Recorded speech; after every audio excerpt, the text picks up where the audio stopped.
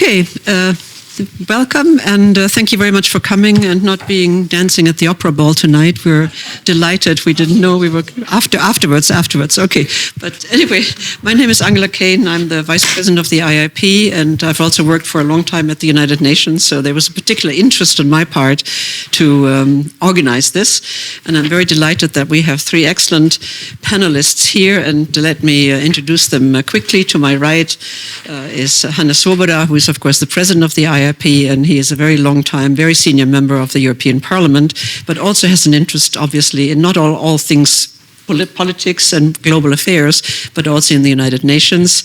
And then is Mona Khalil, who is was a former senior officer at the United Nations in law. She is very qualified. She lives now here in Vienna. She also worked in Vienna when she was serving for the United Nations, and she is very experienced. And she and I should tell you, worked very much together, very closely together on the investigation of the chemical weapons use in Syria, where we traveled and had some quite exciting times, which we had not really anticipated in advance. To my left is Martin Ozerki, who was the director of the information service here in Vienna, which also serves, of course, Slovakia and Hungary. Mm-hmm. And he was very long the spokesman for the Secretary General and traveled with him quite a bit. So I think that he will also be able to talk a little bit about some personal views of what he experienced. So it's not all politics, but sometimes politics also as one experiences it. And he is a national of the UK, and I should say also that Mona is a national of Saudi Arabia. And so that's a very interesting mix that we have. But I'm very happy that we have particularly Hannes, because, of course, the UN presence is very, very large and very prominent here in Austria. And I remember when the proposal was made to establish the UN office here in Vienna, the rationale was, of course, that it was much cheaper. And now it's funny that this argument is coming back again, because New York is still expensive, plus it doesn't have a very good climate politically because of the second Trump presidency. And so now this is coming back, and there's also plans again to bring jobs here to Vienna as well as to other duty stations. Now, we have seen, I think, the last year and a half, if I can say that, a very sweeping change in the world. I think it's not very much the rule of law, but it's like the rule of the strong. It's the rule of authority. It's the rule of power, where demands are being made on sovereign territory by, for example, President Trump. There are raids on ships in the Caribbean, which are being carried out with not very much information as to why it is, other than it's drug smuggling, but no proof. And we also had the abduction of a sitting president from Venezuela who is now incarcerated in New York. This, unfortunately, has led to increase in geopolitical tension, and that has, of course, also affected the United Nations, and that's what we want to talk a little bit about it. To start, I have asked the three of them to talk a little bit about their interest in the United Nations, what they see, and just to do a short introduction, 5 to 7 minutes, and then we will go to some other questions we have. But we also want to give you the chance to ask questions. What are you interested in? What you see? What would you like to see? And how can we actually answer that? And how can we make some changes? Maybe I can start with you, Hannes. Yes. Okay. Yeah, thank you very much. Thank you, Angela, for this debate, which was originated by you. To say some personal remarks at the beginning, my first job, so to say, of course unpaid, was Secretary General of the United Nations Student Association here in Austria. And that was symbolic, because United Nations all the time had, of course, a great importance for us in Austria. It was the neutrality, but it was also the small states. I think this is one of the elements we should discuss. What's the importance of United Nations for the smaller states? Because the big ones, so to say, can do what they want, if they want, but the smaller one is different. So that is an important element of it, that the United Nations is a safeguard for the rights and principles, especially of the smaller states. Now, I just read this afternoon the article John Foster Dulles, the United States Foreign Minister, Secretary of State, wrote in 1946, immediately after the meeting in San Francisco. And interestingly enough, he underlined that the United Nations has not the purpose to safeguard everybody and to prevent any kind of change of borders or whatever. No, he said, life is more complicated, and sometimes borders have to change, or sometimes spheres of interest have to expand even. So already at the beginning of the United Nations, it was not very clear how strict and how strong United Nations would be on the international or on the global order as it existed in 1946.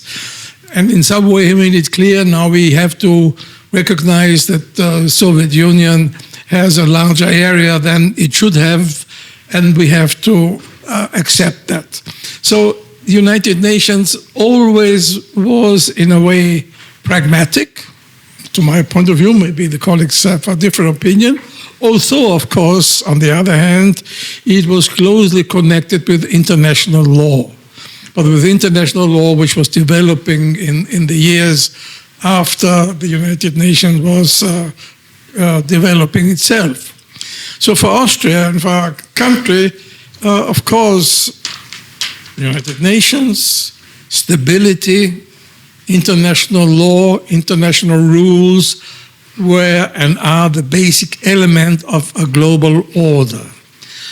And this is the reason also why at the time the Austrian government, especially also famous foreign minister and also then the prime minister, Chancellor Bruno Kreisky, was very much supporting the idea to have United Nations in Austria, have different offices here, was competing in some way to New York and Geneva.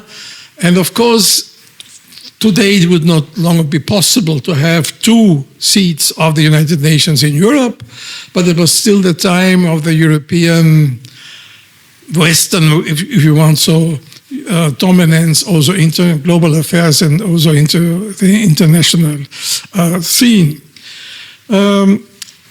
For us, it was in some way also a guarantee, an element of security in Austria, and to have the seat and not only to have the United Nations. But I think much more important is, and this was also with the development of the non-aligned countries and the non-aligned movements, that United Nations is a guarantee against the too strong influence of the global powers, of imperial powers, as it is, Angela just mentioned, as it is today.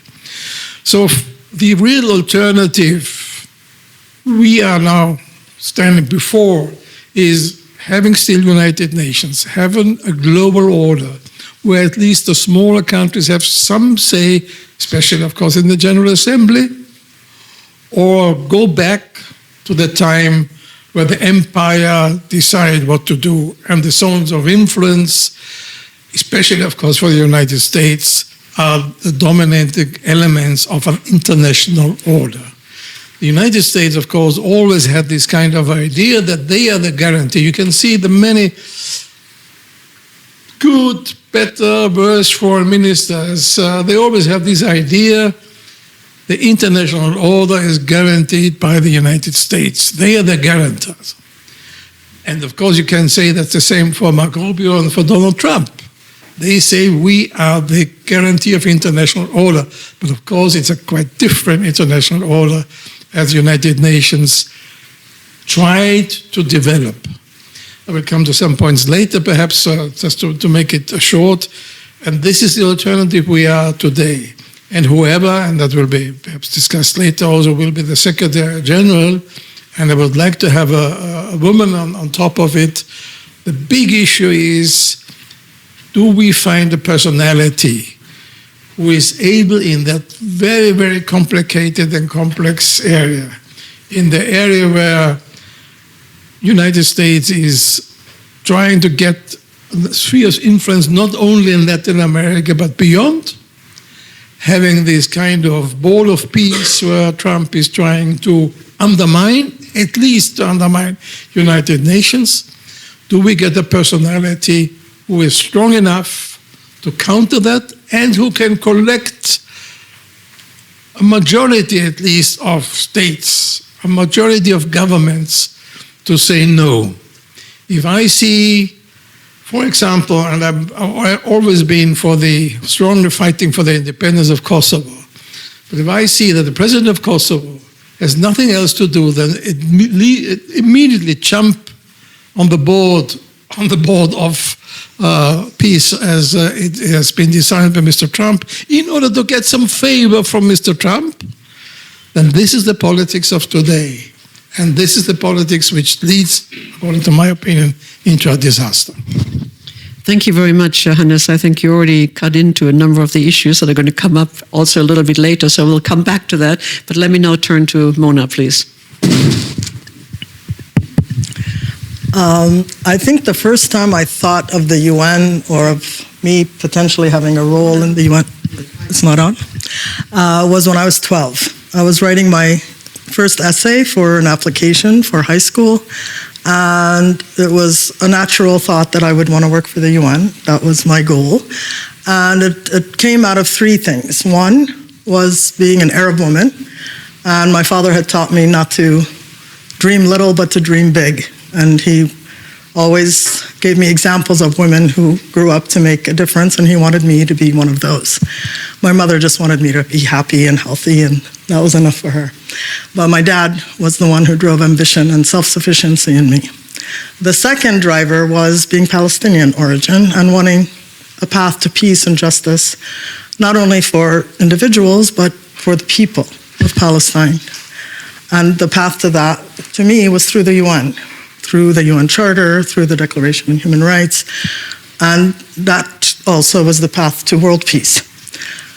The third was the belief that the law, the rules, would serve that purpose, and that the UN Charter, the Universal Declaration of Human Rights, and international law in general would guarantee, a better guarantee of reaching that goal than revolution or resistance or any of the other paths that may lead to that goal. And that faith in international law stayed with me through my schooling, through my decision to study both international relations and international law. And then in coming to the UN, it was basically, if you believe in world peace, you have two paths. You can either go to the Miss Universe pageant, or you can go to the United Nations. As a Saudi citizen, we couldn't really go to the Miss Universe pageant, so the UN was the only choice. I also couldn't work for my government because at that time, they didn't have women in the foreign ministry, and they weren't necessarily advocating for women in the multilateral system. But through what is known as the National Competitive Recruitment Exam, I was able to secure a position in the legal office straight out of law school, and did that for about 25 years of my career, working, as Angela said, with both the United Nations Office of Legal Counsel in New York and briefly in the Office of Legal Affairs of the International Atomic Energy Agency. So despite having a front row seat to the calamities and the catastrophes and the crises and the wars and the genocides, sitting in the Security Council and sometimes in the General Assembly, I still believe not only in the UN Charter, but also in international law. Where does that belief come from? It comes from the fact that at least every 5 years, member states at the head of state level commit to fulfilling those goals. They've done it at every anniversary.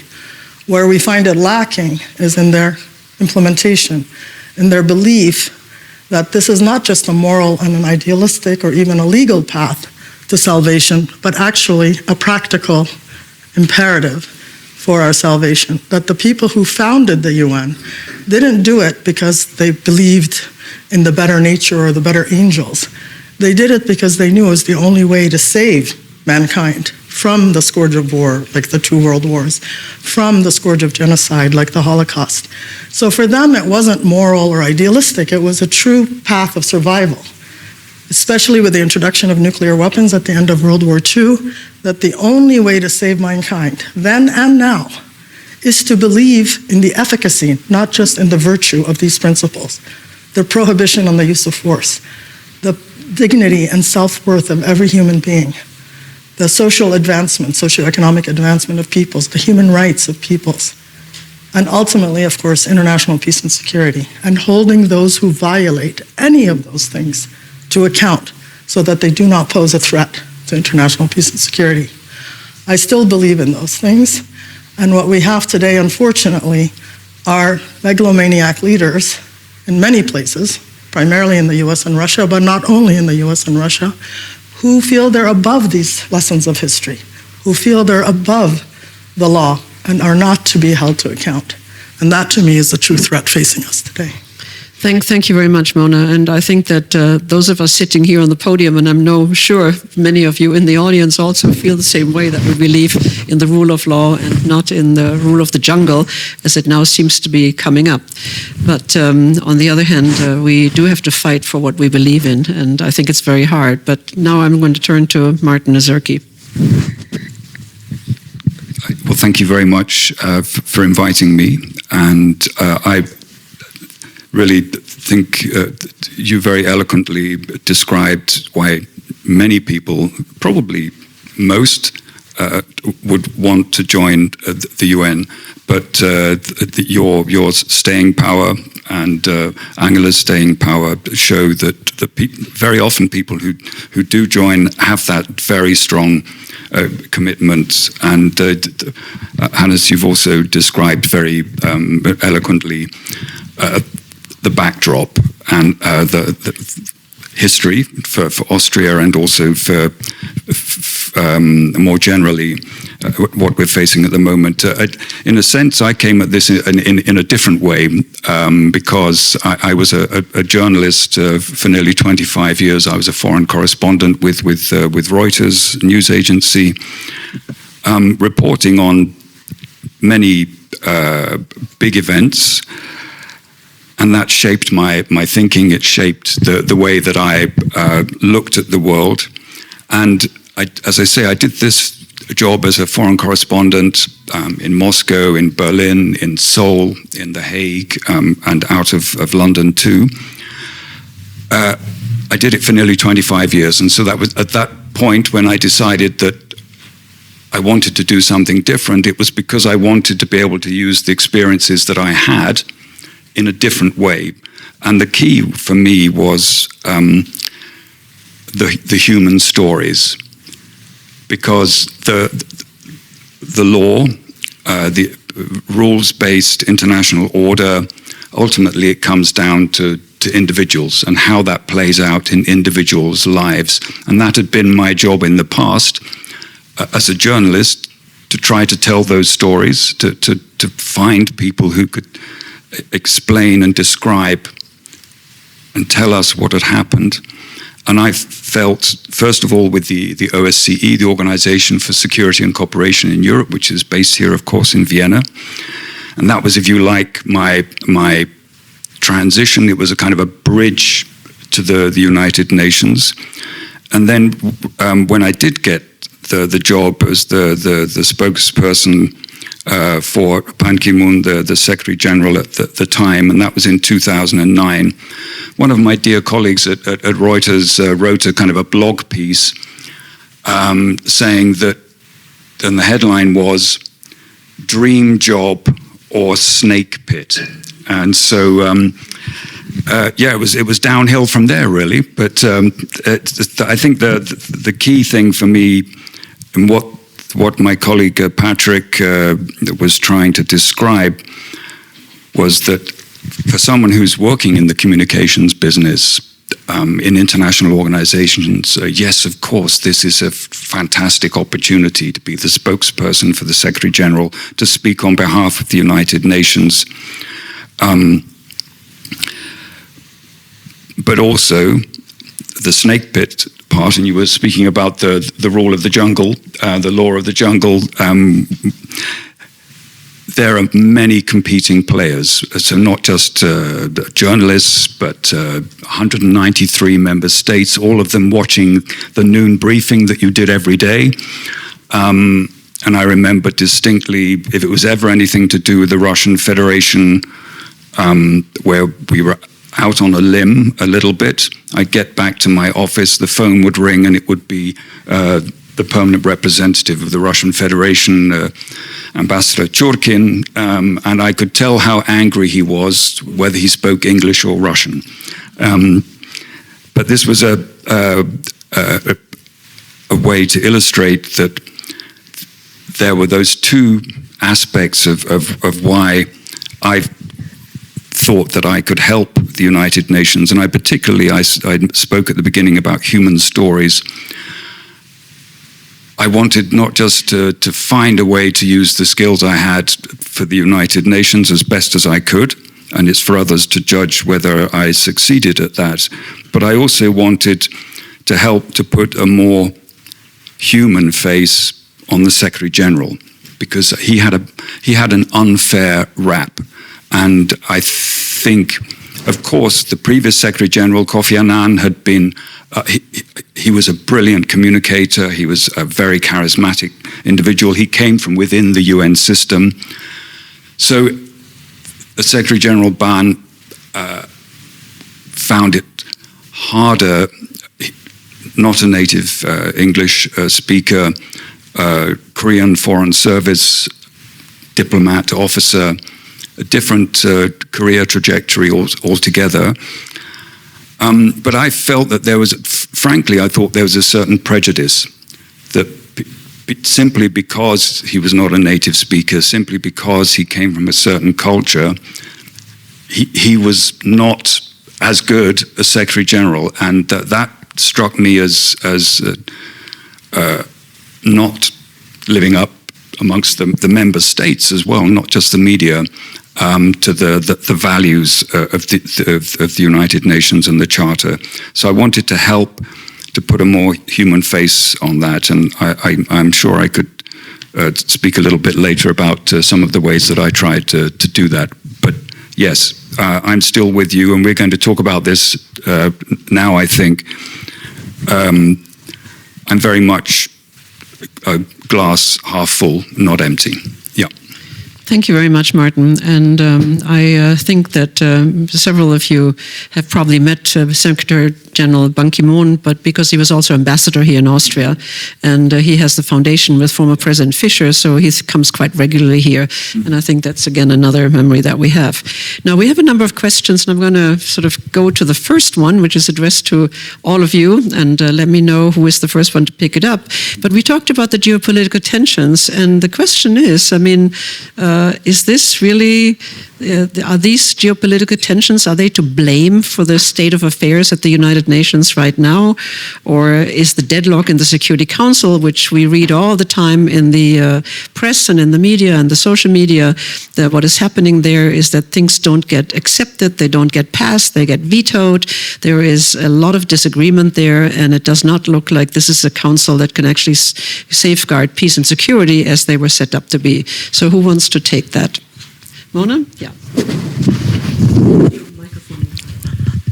I don't think I think the geopolitical tensions are a product of the root cause of the problem, which is states. We have rogue states, especially two of the permanent members, the US and Russia. But not only them, as many have pointed out, the Chinese, of course, have a horrific human rights record, not only against the Uyghur people, but against the rest of their people. But I don't think their record currently is as much of a threat to international peace and security as the US and Russia have been, both in terms of the invasion of Iraq, which I think is the original break in the system. More recently, the US has also attacked Iran and Venezuela. The Russians, of course, 2014, 2022 invasions of Ukraine. So when you have the intended guardians of the peace and security of the world becoming the main and most consequential threats to peace and security, the system crumbles. Then you have the complicit states who are aiding and abetting, not just by silence, those are the complacent states, but those who are actively aiding and abetting, not just the US and Russia, but the likes of Hungary, the likes of Israel, the likes of Iran, the likes of many other violators, very consequential violators, Myanmar, Sudan, The list goes on and on. So not only are they violating, but they're being actively aided and abetting in the most serious violations, whether it's aggression or genocide or other mass atrocity crimes. Then the complacency that member states don't want to step up. We've had few very rare heroes, most of them coming from Africa, those who are willing to go to the International Court of Justice. The fact that the African continent has been the most focus of the ICC is a tribute to Africa. The fact that they have adhered to their obligations, the fact that they have surrendered their leaders for prosecution, the fact that they have cooperated, that should be a tribute to Africa. And the fact that the only prosecutor to expand beyond Africa was an African herself, Fatou Bensouda, taking the jurisdiction of the court to the US and Afghanistan, to Israel and the occupied Palestinian territories, to Venezuela, and to various other places. That was on her watch. So I think, again, we owe a debt of gratitude to Africa and to the G77, who are fighting to keep the post-World War II order intact. We see it also not just in violent threats to security, but also in existential threats like climate change. African states took that case also to the International Court of Justice, and the non-proliferation, nuclear non-proliferation, disarmament, good faith obligations also to the ICJ. So we see this activism to save the system. We see the General Assembly rising also to save the system with the Uniting for Peace resolution, the 10th Emergency Special on Palestine, the 11th Emergency Special Session on Ukraine. So there is a way around the veto when the Council is paralyzed, but I'll save that for another question. Anyone else wants to move in? Yeah, Hannes? I fully agree with the arguments brought forward, but as I also studied some organizational theory and sociology, I want also to underline the organizational issue. In 1946, the United Nations were founded in the consciousness that it is a pragmatic solution. And as I mentioned already, John Foster Dulles wrote, leave it as it is now, but we have to change it anyway in some years. But then you build in a major blockade, the veto power. So you say you have to change, but those who don't want really a change have the veto right. So automatically, this organization had in some way to fail. If I say fail, it does not mean, the great benefits and whatever has been done. And right from the beginning, of course, there were a lot of failures. For example, in the what was the Belgian Congo, and of course with the killing of Dag Hammarskjöld, and many other issues, where the big powers either blocked the United Nations or they prevented, they did their own job before the United Nations could do something. The whole decolonization of the Belgian Congo is a disaster of awful criminal activities of Belgium, of the United States, and many others, including then the long-term support of Mr. Maputo by the United States, and many other issues, and it can continue now what happened. For example, again, the so-called peace deal Mr. Trump arranged about the Congo, just to say one country. Because you mentioned Africa, and I agree with many elements, but of course there's a lot of criticism from Africa that only Africans are brought before the International Court. So I think this is one of the issues. And any bureaucracy or any organization which does not reform itself, does not adapt itself, will be pushed aside by those who say, well, they are not functioning. If Trump say there are failures or there are elements which are not functioning, the UN is right. But he and the United States and the other veto powers especially are the responsible for it. But this is the situation as we are, and we don't come out of it. Angela, you know much more than me about how many reform concepts have been elaborated in the past decades about the UN.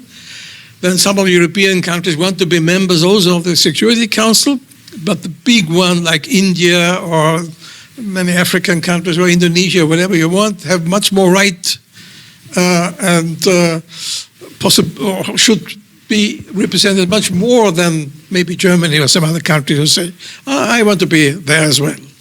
So I think this is one of the additional elements to what has been mentioned, but at the end we come to the same point. It is member states, especially the big member states, who are blocking the functioning of the United Nations. Well, I think you're both right, and reform has been discussed for many, many decades. I don't even want to say years, decades. And 80 years after the founding of the United Nations, to end up with the 5 victors of the Second World War, to have the veto right, is rather unusual, shall I say. But according to the Charter and the regulations, they have to agree to give up their veto right if anything is going to change. And I remember about 25 years ago, there was a big push to enlarge the Security Council, and African states were nearly there to sort of say, yes, we want to have, it was an enlargement proposal, and the African states were nearly there, but then in the end, at that time, OAU, not yet the AU, decided that they needed to have a veto power as well. And I think that was something that broke the back, and that's why it did not happen. And when the EU was expanding greatly, it was also a thought that maybe the French and the UK could be combined in their veto. And of course, there was just full-scale, throated rejection of that particular aspect. But the Security Council the membership is still very, very much desired. And you know that Austria is a candidate for 2027, 2028. So they are campaigning very strongly, I think, to get a seat on the council, and they have served a number of times, and we'll have to see because it's a contested slate.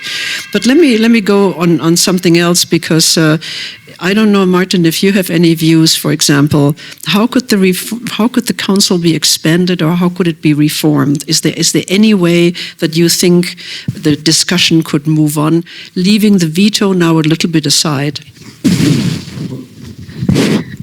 Well,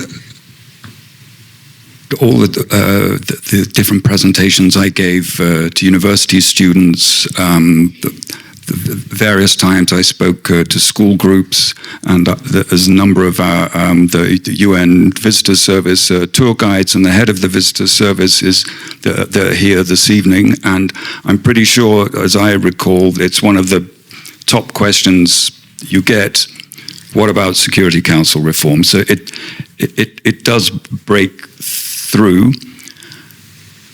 The trouble is that the 193 member states, pretty much all of them, would like to see some kind of reform. The trouble is that they can't agree what it looks like.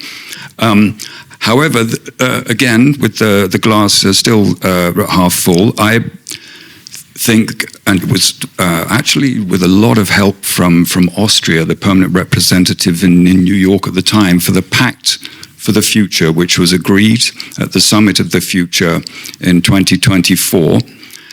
There was some remarkable wording in the pact that was agreed that I don't think there's been language that strong. It was even before that African push, if you like, going back to the 60s. And that wording is there. I've got it in front of me. It's action point 39. Bless them for putting it that far down, but there are many, many points. This is in the Pact for the Future, agreed by all of the member states, all 193, saying that that amongst the parameters, there's the need to redress the historical injustice against Africa as a priority, but also underrepresented or unrepresented regions and groups. So essentially, a lot of it is there. And I think my own view, because of course I don't have a vote, it's up to the member states, and particularly up to the P5, the permanent 5, but it's there. There is a kind of a roadmap that member states have agreed on. Not that they haven't said this is how it will look, but there's something really for them to sink their teeth into that wasn't there before, I would say. So actually, even Austria, yes, is campaigning for a seat on the Security Council, and I personally wish them luck with that. And I think it was a good indication of how the Austrian delegation, and particularly the permanent representative in those negotiations, got that across the line. And yeah, I think that's where I would leave it. But just very briefly on the previous question that you were asking about the blame for the critical geopolitical tensions that we have, I would less think about the blame and how to deal with the consequences of what's happening. I mean, tomorrow in Munich is the start of the Munich Security Conference. Fasten your seatbelts. We all remember this time last year with the Vice President of the United States and the collective sharp intake of breath when he made his speech. Marco Rubio is going to be there this time, so let's see what happens. But their report for 2026 has the again the rather downbeat title. Under destruction, and there's one point that they hit on quite heavily, and that's something that we haven't spoken about a lot, but I think is crucial, and that's misinformation and disinformation. We need to look at how we can handle that, and that's a big part of how these tensions have been spiraling, because at the moment, disinformation and misinformation, it is almost accepted political practice, including from rather large countries. So that's something that I think that we would need to look at. Thank you. Let me stick with two other issues, and you can pick one of them or you can take both of them, depending on your like.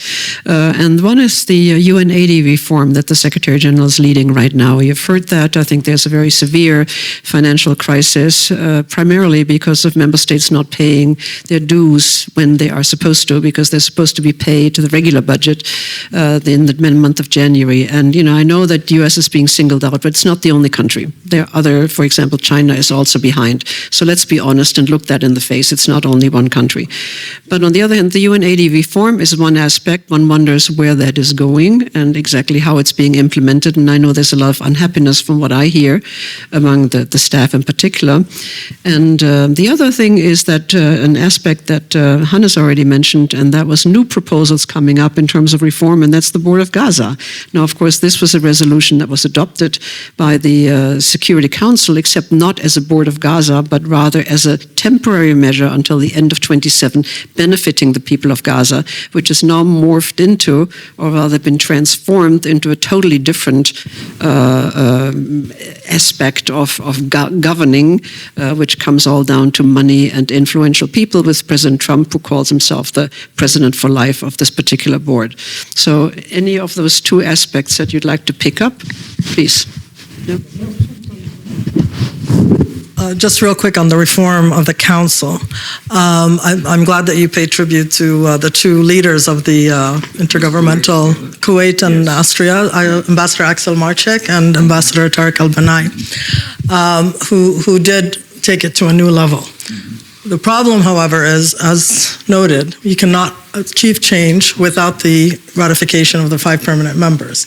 So we don't have time to wait, neither for the permanent members nor for the entire membership to agree, to reach a consensus. So we really need to, given the urgency of the threats that are facing us, both crisis of political and war and genocide, but also the existential threats, we need to be able to operate with the existing tools. The General Assembly, the courts, the regional arrangements, the civil society activities. Because even if you get a bigger Security Council, so what? Are we just going to have more speeches? Are you going to still be paralyzed by the permanent members? Yes, you are. Are you still going to have long meetings if they don't believe in the efficacy of the charter? Is it really going to make a difference? Plus, if it's about representation and Africa and Latin America and Asia having a better role, let's take a look. The distribution of the 10 elected seats is decided by the General Assembly, not by the charter. We don't have to amend the charter to achieve better representation.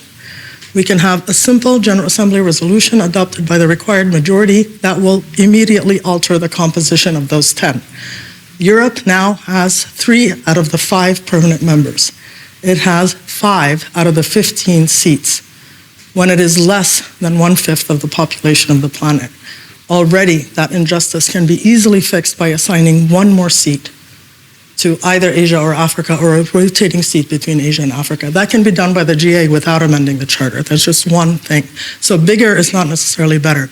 As far as the reform of the Secretariat, again, it's blaming the Secretariat for the failures of the UN. The failures of the UN are residing lock, stock, and barrel in the membership of the UN, and in the lack of the ability of the other members to step up when these big powers either fail or ensure that the UN fails because of the paralysis owing to the veto. So if there's no accountability for the use of the veto, if there's no cost to alter the cost-benefit analysis of misusing the veto, they will continue to do so. Now, we have seen some very courageous initiatives. Liechtenstein, the smallest possible state, has done 2 initiatives, the Active Code of Conduct and the initiative of having to come and explain yourself in the when you do use the veto. There's also the French-Mexican initiative, and there's various other initiatives. So there's a sign of life there. The General Assembly, again, is waking up. The big elephant is waking up and is making it possible for membership to step up. But it's very little, and we need to see a lot more of it. They can authorize peacekeeping. They can authorize sanctions. They can authorize arms embargoes. There's so much more that the General Assembly can do that it is not doing. I think you can see we're all getting very passionate here. And of course, Mona is also the author of a book on the Security Council, which wouldn't surprise you. Martin? Yeah, just to come back on the question of reform. I mean, I think nobody would suggest that the UN is perfect. No organization can be. I think what we've seen, and on all of the points you've made, of course, absolutely right. We've been talking, or member states have been talking about Security Council reform forever, as you also mentioned, and turkeys don't vote for Christmas or for Thanksgiving, and that's why the 5 permanent members don't want to shift, it would seem. But when it comes to reform, the big danger is that failure is not because of the staff or the work that's being done in the field. It's very much to do with the financing. It's to do with the member states.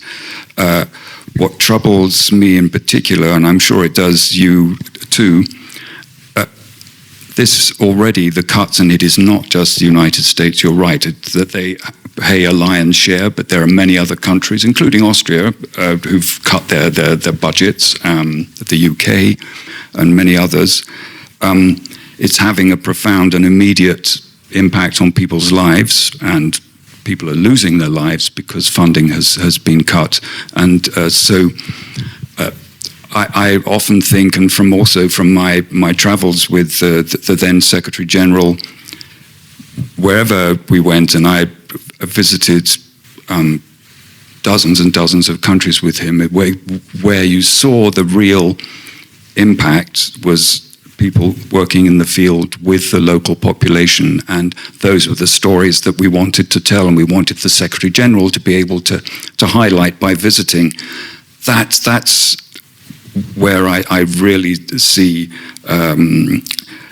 the great harm that's being done. I feel an enormous pain also for staff within the Secretariat in headquarters locations, including here, who are losing their jobs or are finding it very difficult to do the job that they would want to do. It's out there in the field, though, where people are feeling the consequences in a life or death sense. Yeah. Thank you very much. I don't know, Hannes, if you want to weigh in on this, but I have another question for you. I wanted to come back, since we're here in Austria, you're Austrian. So how has the UN presence, which is quite substantial, affected Austria or Vienna? I mean, has there been any influence on the politics, for example? I mean, how do people see this? Austria, I must tell you, is extremely popular among the UN staff because it's considered a very good location for the UN to work in, and that cannot be said of some other places. But anyway, just to ask, I mean, how is this? And the other question that I have is, you've been a politician, a parliamentarian in the European Parliament for many years. Has there been a lot of, let's say, exchange with regard to the UN, or how is this being handled? I mean, maybe you can tell us a little bit about this, because I, for one, don't really know a lot about that. Yeah, thank you. The first question, United Nations, the whole family, include the International Atomic Energy and so on, is very popular here, including the OSCE, which has already been mentioned. And I think it was a good idea to bring them to this place, because it creates also some atmosphere. I mean, it's Austrian with some more international orientation and to look to the world differently. If you have such organization in your own country and have it positive. Nevertheless, I think we could have done more. I know when I was responsible in the city government of Vienna, I was responsible also for international relations, and I had good contacts, and I gave medals to different high-ranking people. And you don't know, I remember from Mr. Eklund from the International Atomic Energy how happy he was to get an order of the city of Vienna. So we did not do enough. We did not still don't do enough in order to promote the relationship between Austrian institutions and international organizations, including, was just mentioned, the MA35, those for the permit to stay here in Austria. We could be more open-minded. I'm critical about our own Austrian institutions in relationship to the international organization. On the top level, yes, but on the administrative level, there is not enough done. On the second element, of course, there has always been a close cooperation. The European Union was always financing, especially peacekeeping operations, from UNRWA to many other elements. My personal close cooperation, for example, was on the Balkans, with the UN groups on the Balkans. And just these days, General Morion died. He was the general who in Bosnia saved a lot of life. Unfortunately, the later troops, 2 years later, the troops of UN did not save the life, which is also an element, of course, we should discuss. General Morion did take a decision and said, I'm staying here and I save your life, without any authorization, without any support by the UN or his own army. And he had to leave the post because he did it on his own initiative. So this would be another element, of course, to discuss also how these different people in the field have a room of maneuver, even, looking away from the institutional aspect or legal aspect. Because one also has to see, especially in the Balkans, the UN did not have that good image. And rightly, because what happened in Srebrenica is an awful crime. And I think these officers at that time were, I don't want to say they did do a crime, but they were, let's say, a lack of courage, of minimum human courage. This General Morion did have it, and the consequences he no longer could serve. But just to mention that because he just died some days ago. So this kind of cooperation is here, and the UN troops, of course, in many cases did a good job. Mistakes have been made everywhere. And I don't speak about this big mistake, but smaller mistake. Soldiers behave badly, of course, especially concerning to women, what happened in Africa, in Congo, and many other countries. we have to see that. But overall, I think the cooperation between the European Union and the UN has been very good. Also, the EU is not a member in the proper sense because it's not a state. But I think it is always very important. And I mention that also because some people, especially also on the left here in Austria or in other countries, including especially in the United Kingdom, always said, well, the European Union, no, UN is good, international. But de facto, you cannot create an international global order only from one point of view, only from the UN position. You have to have regional organization. And it would be good if you would have more regional organization, effective one. And as you mentioned, the African Union, it needed a lot of time to develop, still is not effective enough to take responsibility for their own region.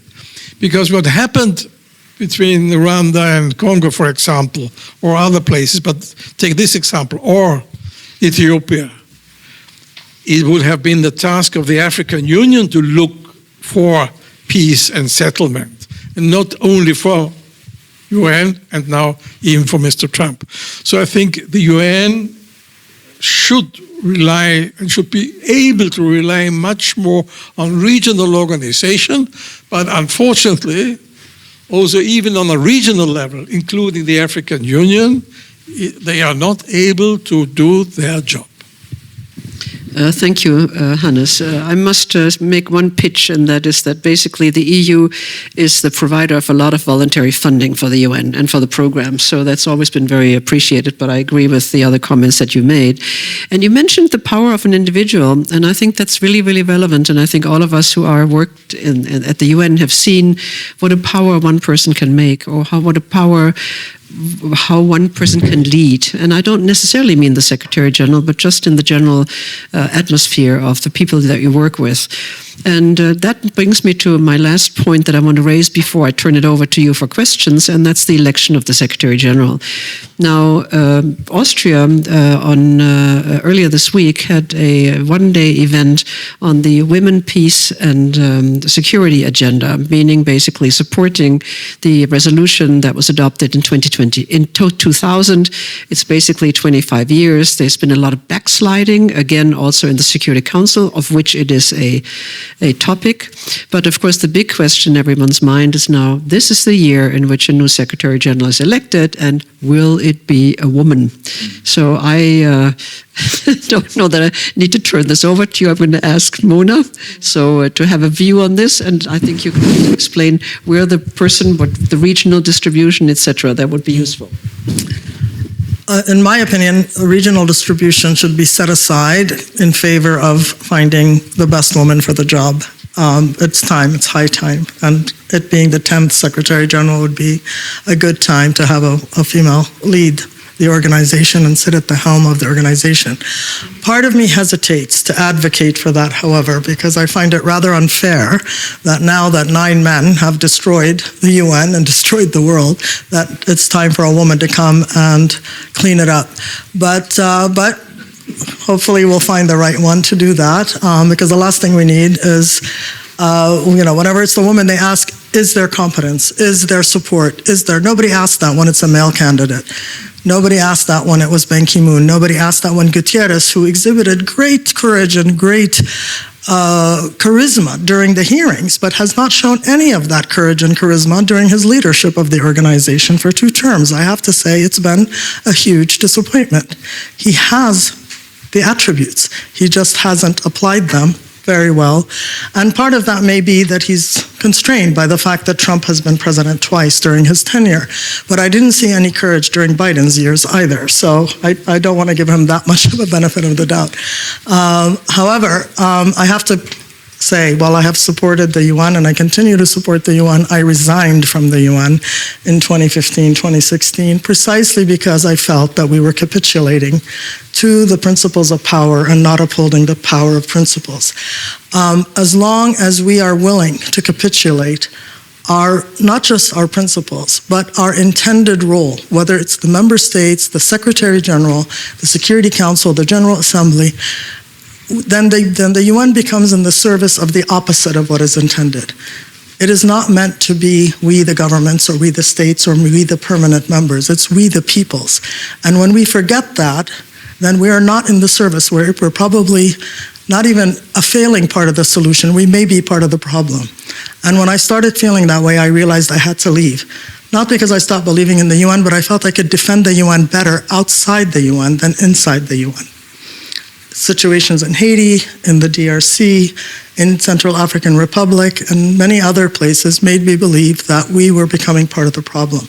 And that's because our leaders do not believe in the principles that guide the organization, do not believe in the efficacy of those principles. They see it as naivete, idealism. They don't see it as the path to saving mankind and saving the planet, which is what it's intended to be. Board of Peace, I have to say, was, as Angela rightly noted, a Security Council endorsed, but it was endorsed for a very specific purpose with very specific principles and very specific objectives.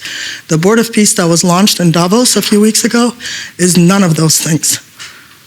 But until the Security Council stands up and says this is not what we authorized, until it stands up and defends the resolutions it adopts and it seeks to enforce the resolutions it adopts, then the Security Council is abandoning not just international law and the UN Charter, it's abandoning its own decisions that it should be selfishly guarding and selfishly protecting, as it should the entire UN enterprise. Can I just jump in? Please. Yeah.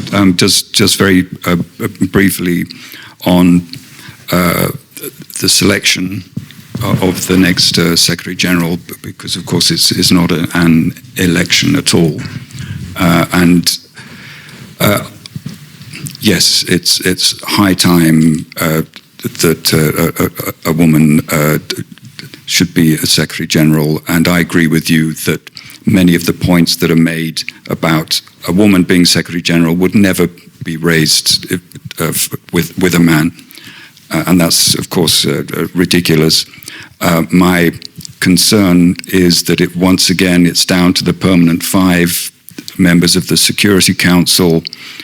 And the last time I looked, DEI is out of favor with 1 permanent member in addition to 2 that don't care about it anyway. So I have a sinking feeling about it, unfortunately. I don't want to have that feeling again with the glass. I haven't had enough to drink. I'm dehydrated. But I really hope that as Annalena Baerbock, who is a very good president of the General Assembly, she spoke in the European Parliament on Tuesday. I don't know who the speechwriter is, but it's a very good speech, and I recommend that people read it. And she's prepared to speak up about exclusive clubs like the Board of Peace. Yeah, I have a sinking feeling, but I remain optimistic that there will be more than the 2 candidates we have at the moment. And I hope that more women surface, and not just necessarily from Latin America, and the Caribbean. Yeah. Thank you, Martin. I think we should explain to those of you who don't know that basically the selection of the Secretary General is really being made in the Security Council first, even though the General Assembly appoints the person. And how is that being done is that the P5, they basically get a separate ballot that is a different color code. And if a red code comes to either one of the candidates, that person is automatically eliminated, and then the other ones can go forward. But coming back to the woman's question, I found it very interesting because even the letter that was sent to member states asking for qualified women candidates not just women candidates, qualified women candidates. I mean, you'd think that that would be understood. And of course, it was an adjective that was never rendered in any men's voice. But on the other hand, it was qualified women candidates. So that's what I wanted to say you. We do have now some time for Q&As. And I would ask you to please raise your hand, stand up when you do it. I hope we have, I think you have the, and please introduce yourself. That would be very helpful. Yes, the gentleman in the front. Thank you. Okay, it works. Thank you very much. My name is George Radlovic. I'm ambassador of Montenegro to the OSCE and United Nations. So thank you very much for the initiative and for providing detailed analysis of the current state of the affairs. Being ambassador of a small state, I cannot agree more with you what you just said, that yes, international multilateral organizations were founded by great powers, but small states benefited the most from a multilateral system. So I can't help asking, bearing in mind the current situation, are we witnessing the start of the shrinking of multilateralism? Is it going to be worse before it gets better? Or we are going to sober up and to pull the brake? I'm going just beyond the UN. I'm referring to the OSCE and other international organizations. Thank you. I think that's another topic of another evening, but we can start trying and answering it. Do you want to give it a start, Mona? Maybe. It's an excellent and I think timely question in light of the title of our event this evening, and I think the answer is it's up to the member states. They have an opportunity now. Let's take the Secretary General. Yes, the Council must recommend before the General Assembly can appoint, but the General Assembly is under no obligation to accept the recommendation of the Council. If they don't like that recommendation, they can send it back to the Council and say, give us another candidate. So there is power that has yet to be tapped. The power of the 10 elected members in the Security Council. They have a veto of their own. They can deny the permanent members the required majority to adopt anything, which they can use as leverage. You want this? Okay, we'll give you this when you give us that. We will withhold the required majority. You 5 cannot come up with the required 9 votes on your own. You need us to achieve that 9. But as long as the member states are divided, fighting for the crumbs that the big powers give them, as long as they only care about the next seat on the council, and who remembers what Germany did last time they were on the council, or what Nepal did when they were on the council, or what Brazil did on the council. Be on the council to make a difference, not just for the power and the prestige of it. Be on the council to defend and uphold the multilateral order and to achieve the goals of the council. So there is power in the member states that they have yet to tap. Like I said earlier, the General Assembly has tremendous potential. Peacekeeping authorizations, the first armed peacekeeping force was authorized by the General Assembly, not by the council. Sanctions in Namibia, arms embargoes on South Africa. All of these happen in the General Assembly. It's been a long time since the General Assembly flexed those muscles. It can do so in the election of the next Secretary General. You can also ask for 2 candidates and not just 1 to be forwarded to the General Assembly by the Security Council. So there are options, and thank you for pointing that out. Well, your basic question has been, is multilateralism fading out and declining before it comes back again? I think it's fading out, that's sure. If it comes back again, I don't know, and I don't know when. The real issue today is much more dramatic. Smaller states are bought in a proper sense by Mr. Trump. Look the Board of Peace, look any other element. If you are small and you want a favor, and to go into your neighborhood or our neighborhood, the relationship of Mr. Trump to Mr. Dodik in Bosnia-Herzegovina, he's just buying people in some way or making business with people, and then people who are bought by Mr. Trump, they are innocent afterwards. And that is an element where many countries, or at least some politicians in Kosovo, it's split because it's the president, not the prime minister, just say, I want the favor of this guy in Washington, and I do what he wants. And step by step, multilateralism is undermined. And in any other element, because it's not only power play, but now it is on corruption. It's mere corruption. Not only US, true, although you can see it in China, or you can see it with Russia, the different mercenaries in Africa and so on. It's mere corruption. It's a combination of power politics with money. And that is undermining multilateralism in a very, very strong way, much stronger than in the past. I think the other thing we need to remember is the Prime Minister of Canada's speech, the Carney, in terms of the middle powers, and because he was talking about the middle powers need to get together. And I'm thinking of that, of course, the small states, yes, they can be bought, but there's also something at the UN that is called the Forum of Small States, FOS. And the Forum of Small States is actually quite a large number of states that adhere to it. Now, I don't know what they discuss. It was founded by Singapore at one point, and I think that basically it's a mechanism to sort of say we all have similar problems. Maybe some of our problems are very different in the various countries, but we have one concern, and that is that we don't want to be mixed under the table or something, but we have a voice, and we are stronger as a voice if there are more of us. And I think that's something we also need to think about. But it's a good question. Thank you. I would agree with that, and precisely the role that smaller countries or very small countries can play combined, and the idea of. And you spoke about regional organizations. You also are a permanent representative to the OSCE as well as ambassador. That's a good example of a regional organization in bad shape at the moment, we all know. But these kind of alliances can really help.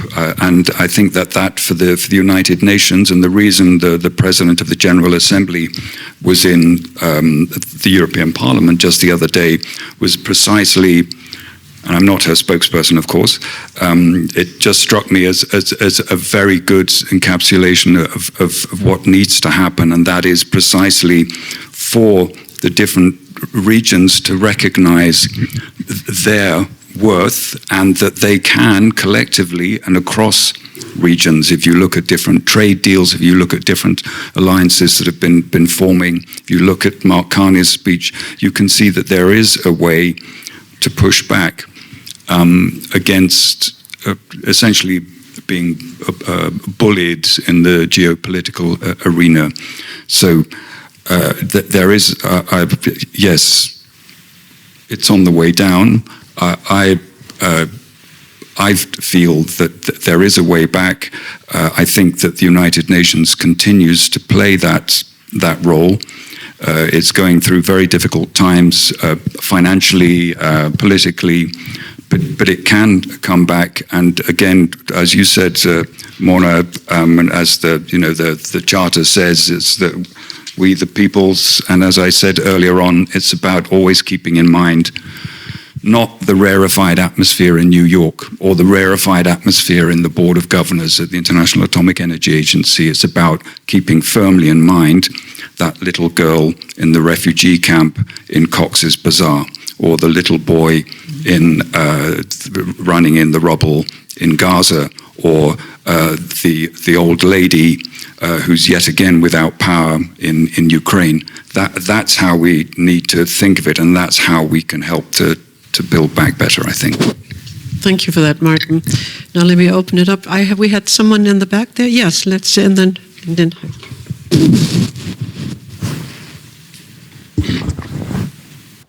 Thank you.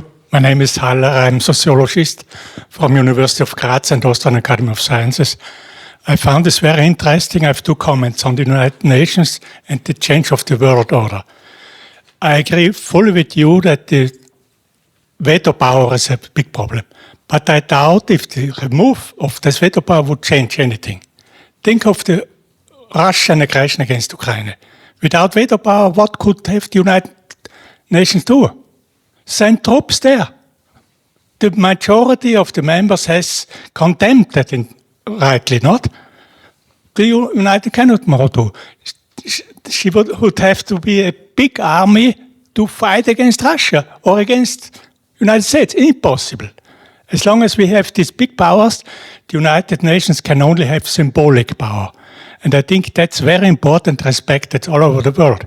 And I think the United Nations has also factual power, military power. I was in Rwanda in Hotel Mille Colline, Kigali, where the United troops were. The commander said, we need army. They had about 5,000 soldiers, and genocide was going on outside the doors. The United Nations did not send them. Maybe it was also pressure from countries, but in Srebrenica, it's the same. The United Nations failed millions. So that's the United Nations. About the multilateral order, I don't think that changed so much with Trump. The change was only the rhetoric. Trump is a proletarian. We say in German, a prolet, vulgar, his language. But the United States always broke international law. The most terrible was the Vietnam War. 10 years United destroyed not only Vietnam, but Cambodia, Laos. The terrorists have been in large race because of the war.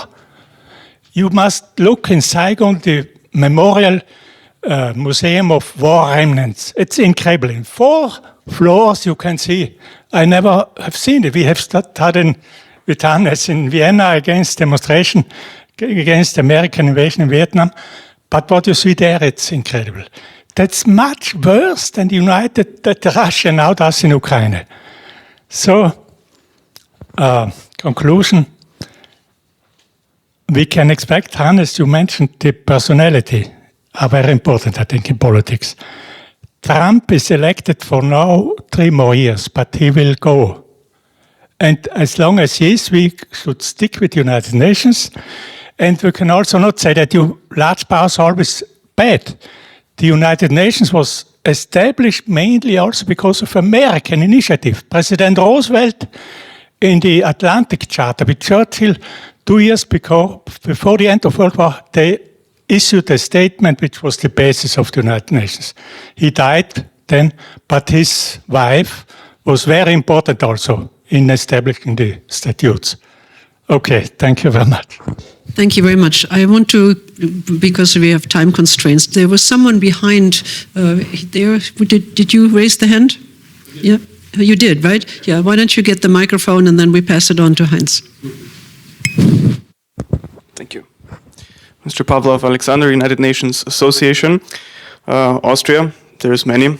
You have to excuse my status as a layperson to international law. It's been only a couple of months since I joined, so the question is pointed and maybe to some degree even cynical. I have to thank the distinguished panel. You've shown some light on my ignorance at once, and you're also capable of criticizing yourself.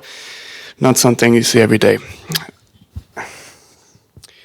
So we have parallels in the European Union. We have blockades, and there's a lot of similar things going on. Are we, and that's the question, I guess, are we going to wait for conflict to come? Are we going to, until reform can happen? You mentioned some of the possibilities that may very realistically happen, but I'm talking about fundamental change in the Security Council. Are we going to wait until a major conflict like World War II arises again before that change can come? Because one may get the feeling from an ignorant perspective that everything has to go wrong like the Chernobyl disaster before really some change can happen. So can you give me a comment on that? Thank you. I'll just hand it to the next person. Thank you. Heinz, in the front.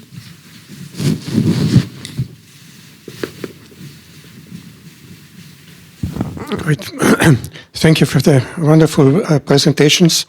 I have 3 very brief remarks. One is more an anecdote. So when Bruno Kreisky brought the international organizations to Vienna, he was very much criticized, mainly because of the cost factor.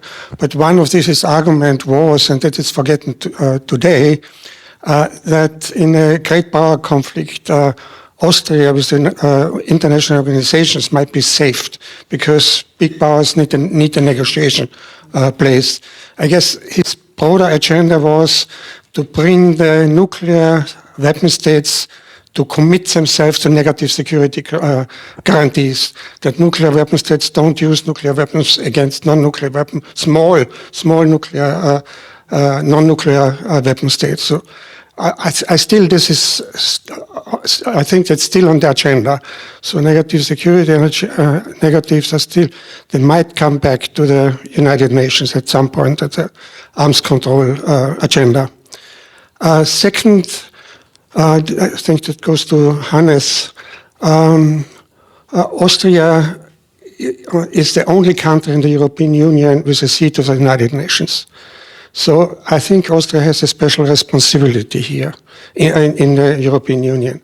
So especially when it comes to the global south. So of course we have New York, we have Switzerland, but in the European Union, Austria is the only seat. I didn't see any initiative by the Austrian governments to take this responsibility and even be aware of this. Thirdly, the Secretary General, so of course a woman is preferable, but I guess the next Secretary General, the cards are better for Rafael Grossi. So he is the head of the IAEA, and he might be win over Michelle Bachelet, for example. So that's, but nevertheless, if he becomes Secretary General, do you think that the arms control issue will become more important now in the United Nations, or should it become more important? Thank you. Hannes, you want to start? Two questions of my hands. I think if you look to the understaffment of the diplomatic service and the disinterest of many of the foreign ministers, at least in the past, I don't want to speak about the present one, on international or on the global south, I think there is a strong neglect, not only in Austria. I think I've not read the book yet of my former colleague, the president of Finland, a former colleague in the European Parliament, who made very clear that Europe must strengthen the relationship to the global south.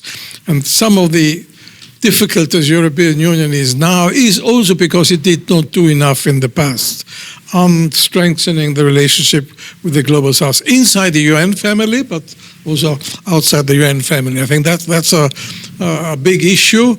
Unfortunately, it is undervalued by Austrian foreign policy. Now, coming back to Max on the question of multilateralism. Things are not black and white, I agree, and it would be wrong to say we had good times, everything was okay, and now we have the bad times. The question always is it's like in the penal code. You have a penal code, but people commit crime. So you cannot say, well, look, what the hell do we have a penal code? People still do crimes. It's the same with the international order.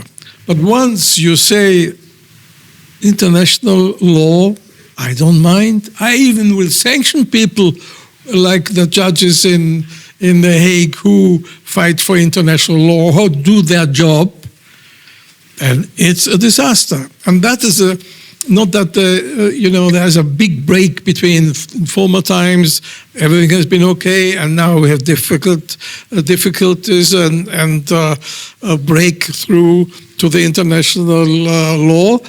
But if you do away with the law, then you could do whatever you want. Secondly, of course we have Russia doing the aggression you mentioned, US doing some illegal action again, maybe even without sending soldiers into a dangerous position like it was done in Latin America. And of course you have also China. China is not the innocent guy who everything respects, because if you look to the decision of on the sea, on the South China Sea, it does not respect it. It does not respect the integrity of different countries in its neighborhood. We have three big powers who in a different way, not always the same, but in a different way, maybe some pledges, well, let's say two even non-pledged to international law just violate it. One very strongly with a big war in Europe, the other with different attacks in Iran or wherever, without going into the detail what is morally justified. And the third one is, saying we are bowing to law, but if the decision is against them, they don't respect it. And this is the world we are in. Therefore, I think multilateralism is big in danger, and that will continue.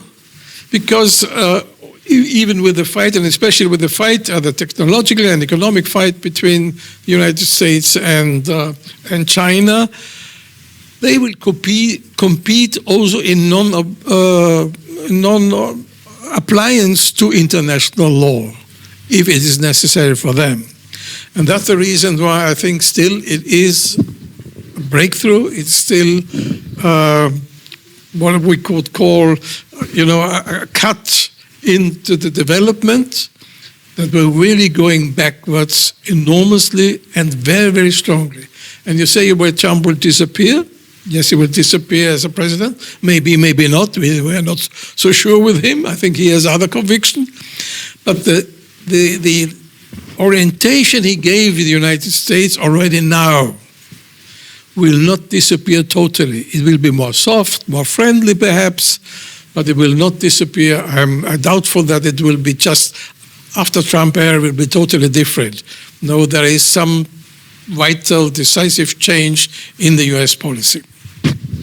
Thank you, Hannes. I think just to add my own viewpoint, it's not only a change in the U.S. policy, but also in in several other member states that feel very empowered by what is happening there. And again, as you said, they can be bought, they can align themselves, they can do something else. But it's the multipolarity that I really worry most about, because it wasn't unipolar when it was the United States who was the hegemon, but now you have China, yes, you have Russia, but you also have other states that are aspiring to a higher position, like India, for example, Brazil, the BRICS. I mean, think about this. We talked about the organizations that are now have been established, and I don't want to say in a competition with the United Nations, but maybe as kind of a side event. You had the G7, you have the G20, so you have other bodies that are actually arguing for a certain space, also the political space. And when I think about back, I've been at the UN for 37 years, so I've seen crises before. They've never been as bad as now. And I think that, yes, there will be a recovery in many ways, but it's going to take a long, long time because the trust has been eroded. The trust is simply not there anymore. And I think our colleague who mentioned some of his historical issues, you mentioned Rwanda, you mentioned the Vietnam War, etc. And I wanted to say some comment because I was there in the Security Council every week and practically every day during the Rwanda crisis. And I know that it was afterwards, particularly from the United States, I must say that it was Madeleine Albright who was the ambassador then. And this was in the informal consultations, not in the open sessions.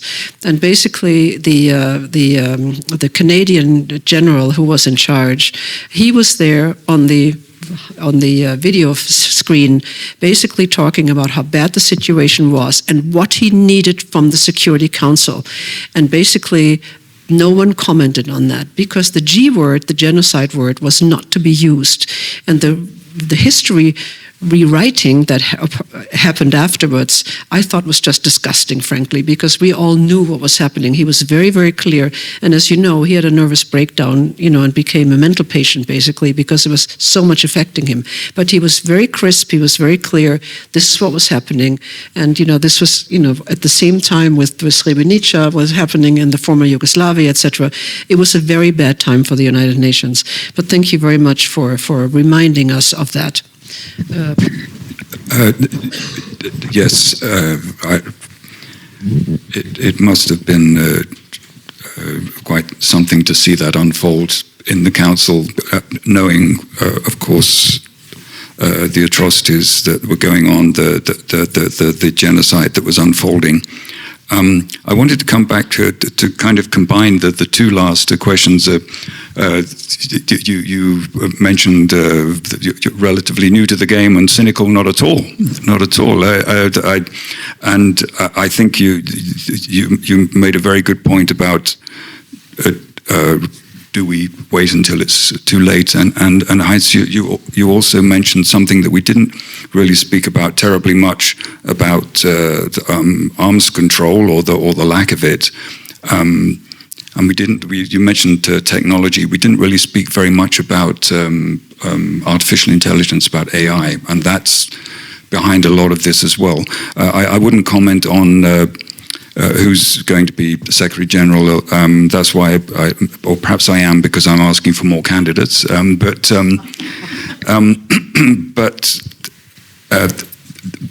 I think we are in big trouble, and we cannot wait until it's too late with arms control. So I really do hope that what we've heard whispers, and you know this far better than I do, Angela, from your days as High Representative Disarmament Affairs. There is a screaming big black hole here, and we need to do something about that. But at least there seem to be some vaguely positive noises about at least trying to kick the can down the road. So let's hope that happens. But I think I would leave it at that. But I agree that things are unraveling, but I'm trying desperately to see the good in people, and particularly those who work in the field for the United Nations. Yes, there have been dreadful shortcomings in peacekeeping and elsewhere, but there are 87 million people in particular who've been identified with the dwindling funding that the UN has to receive humanitarian help this year. More aid is getting into Gaza, of course, by no means enough, but the UN is always ready there to do more. And we have to keep those people in mind as well as the high politics, I think. Yeah. And since I'm being prompted on the arms control, let me just say, and I'm sorry I didn't answer that, Heinz, but 50 years of bilateral arms control between the Soviet Union, Russian Federation, and the United States is off the table. Nothing exists anymore. And unfortunately, even though it couldn't be New START, which was the last one, which expired a couple of days ago, couldn't be extended, Putin offered in September last year to the United States to basically continue observing the limits. Not a new treaty, but continue observing the limits. And Trump at the time said, seems like a good idea. And then when he was asked 2 weeks ago by a journalist, like, what's happening with New START, he said, well, if it expires, it expires. We'll get a better treaty. Of course, there is no consideration of talking between the two countries on this issue. I mean, let alone negotiations. It takes years to negotiate a treaty. And this is something that, frankly, I think I am surprised that Europe, which was the main beneficiary of these treaties, has not said a word. Where have you read anything about this? If you have, please let me know, because I would find that very interesting. I researched it because I was writing an article on it. But anyway, having said that, let me make a boost here also for Austria in this case, because Austria has been extremely proactive in arguing. They were proactive for the Treaty on the Prohibition of Nuclear Weapons, which now has a significant number of member states. And of course, it's being derided still by the P5, saying, well, not a nuclear weapon is going to disappear. But I think it was a very important effort that they made, and it was successful. And the other issue that they have been very successful in is the lethal autonomous weapon systems, and pushing through cheerleading and getting other member states to adhere to resolution, which is asking for a study on the effects of nuclear weapons. This is something that you may think is maybe not terribly significant, but in the UN context, it is. And I give Austria, in particular, I must mention him here, Alexander Kment and his deputy, who is now taken over, Georg Wilhelm Gallhofer, very great credit for having done that and also having pushed it through with the government, which has been very supportive of that.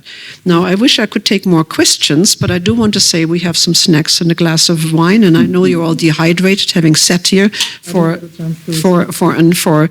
an hour and a half, and I cannot refuse Mona. I'll keep it short, though, I promise. I just wanted to quickly respond to the three questions. I'll be as short as possible. Regarding Grossi, I agree with you. He's extremely articulate, extremely presentable, but let's not forget, not only because he's a man, which is his right to be, but he has presided over 3 disarmament disasters. The disarmament NPT review conference, the collapse of the JCPOA, which he in part contributed to its erosion, and third, as we see the bilateral and multilateral instruments in place are all being eroded and disrespected without comment. He's so engineered towards this SG ship that he's not willing to do his current job in terms of protecting the instruments that are entrusted to him. So I would not put any faith in that he will be anything other than self-serving if given the helm of the United Nations. Similarly with Annalena Baerbock, who is now contesting the Austrian candidature. And Germany has recently, at her urging, put forward its own candidature. So let's be very careful about those who claim to be acting in the best interest of anybody other than themselves. As far as the EU, I believe it has sacrificed a position of leadership and a position of moral leadership in the recent past. It has thrown the JCPOA under the bus as a gesture of goodwill towards Trump in order to gain his favor on Ukraine and on Greenland, but they have failed. They've only succeeded in throwing the JCPOA under the bus. Had they stood for their principles and for their understanding of the actual need for confidence-building measures that did succeed in putting the Iranian nuclear program in a more confidence-inspiring posture, I think they would have been able to stand up to Trump on other issues. As far as the U.S. record, I totally agree with the first question. The U.S.'s record is absolutely abhorrent. From its inception with the indigenous peoples genocide, the slavery, Vietnam, the nuclear weapons and Hiroshima and Nagasaki, as well as its very recent, I think the biggest crime against the UN has been the war in Iraq. 1 million people dead. People forget that 1 million Iraqis died. 500,000 of them children who died because of the UN sanctions. So those are all crimes that the US has to pay for. However, the US is also the engineer behind the League of Nations, behind the United Nations, and as you said, Eleanor Roosevelt, the Universal Declaration of Human Rights. So if the UN didn't exist, I think we would have to invent it. We've heard that before. But it's those principles that we need to fight for, the international law that we need to defend, because without it, the criminals have the final say. They're not in violation if there's nothing to violate. So let's hold on to at least the legal framework and the principles that have enshrined, I believe, the salvation of humankind. Okay, saving humankind, I think, is a very good note to stop on. I don't know, no matter how long it may take, but I thank you very much for coming and asking good questions, and I ask you to please give a good applause to our panelists.